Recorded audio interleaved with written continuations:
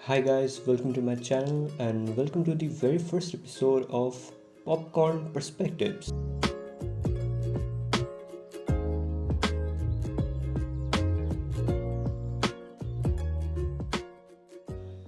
मैंने कल ये फिल्म देखी Laapataa ladies directed by Kiran Rao and written by Biplab Goswami. To be honest, I almost forget that movies can be this wholesome and really have happy endings. And I'm hoping कि ये film आपने देख ही ली होगी as this video contains spoilers ahead.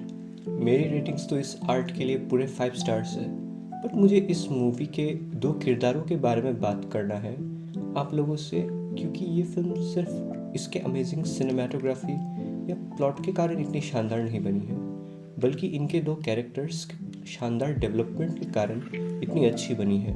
And obviously they are Jaya and Phool. Now हमें समझना पड़ेगा कि this is a film with dual protagonist and I believe they both got fairly balance screen time. हम पहले फूल के कैरेक्टर को समझते हैं. गांव से होने के कारण फूल मासूम, भरोसेमंद और अपने गांव के आगे की ज़िंदगी से अनजान है. दूसरी तरफ जया शुरुआत से निडर और अपने बातों को अच्छे से प्रकाशित करते हुए हमें नजर आती है. इसका सबसे पहला उदाहरण हमें फिल्म के एक छोटे से सेगमेंट से ही दिखाई जाती है. याद है जब जया दीपक के घर पहली बार आई थी, उसके पति का नाम पूछा गया. Well, according to the mother, a woman should never utter the name of her husband with her mouth. But Jaya क्या करती है? यप, दूसरी ही तरफ फूल अपने मेहंदी को दिखाते हुए उसी सोच को बढ़ावा देते हुए हमें नजर आती है. And remember the washroom scene जहाँ फूल रोने लगती है. That was too powerful by the actress. Well, here is an example of Phool's innocence. भले घर की बहू बेटी बिना पति के मायके नहीं जाती. एंड दादी just destroys her in seconds. Chhotu जिस घर कभी जाने वाला नहीं, वहाँ का पता अपने आप याद कर लिया. और तुमको जिस घर पूरा जिंदगी रहना है, वहाँ का पता तक याद नहीं. And have you guys noticed कि सिर्फ हमें यहाँ फूल और जया की ही नहीं, बल्कि उसके आसपास के किरदारों की भी डेवलपमेंट देखने को मिलती है. फॉर एन इंस्टेंस, अगर आप लोगों को दादी का ये वाला सीन याद हो जब फूल ने उससे उसका कोयचा संभाल के रखने को कहा था. हल्दी दूबा और मुट्ठी भर चावल का दाना से रक्षा करेगी वो आदमी का जो खुद ही तुम्हारी रक्षा न कर पाया. फिर हम इस टॉपिक में बाद में वापस आएंगे. पहले हम इस पर्टिकुलर सीन को डिस्कस करते हैं. You guys know what a great person can do to others is to inspire them. और जया को अपनी भाभी के स्केचिंग के लिए इंस्पायर करना, well, that's just pretty wholesome and somehow shows that how much she changed her since first appearance. Deepak का घर जो सामाजिक बंधनों से बंधा हुआ था.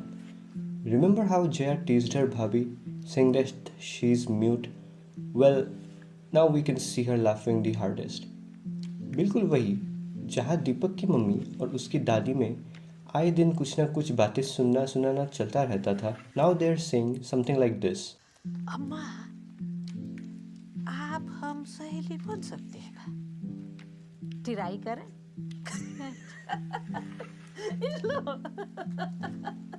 Pretty cute, not gonna lie. And you all remember the scene where we all thought that something is cooking between them? Lamau. फूल का फाइनल कैरेक्टर डेवलपमेंट तब खत्म होता है जब ये सीन आता है. Well, to be honest, I cried so much here. Now, back to our दादी. जब वो फूल के घर जाने के बाद दुकान का ड्रॉयर खोलती है और उनको वही खोइचा दिखता है जो फूल ने उनको संभालने के लिए दिया था. Well, that somehow Phool and Deepak restored faith in Dadi's life, जिन्होंने अपने पति और बेटे के गम के कारण इस दुनिया से उम्मीद छोड़ दी थी और जो सोचती थी इस दुनिया में कोई मर्द भरोसे के लायक नहीं होता और अंत में सब तुम्हें धोखा ही देते हैं.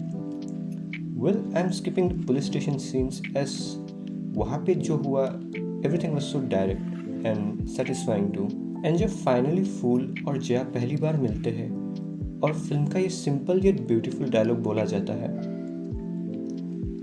एंड यू विल नोटिस कि हाउ फिल्म के आखिर में फूल अपने हाथ से घूंघट ओढ़ती है लेकिन वो अपने आप गिर जाता है.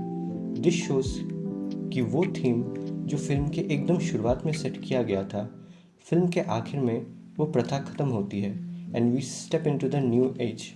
And there is a happy ending. चलो मैं आखिर में बस यही बोलूँगा कि as there are only few good films in this country about women and from a women's perspective, this film is just a work of art and it's a must watch masterpiece. चलिए अभी मैं चलता हूँ, आपसे अगले video में मुलाकात होगी।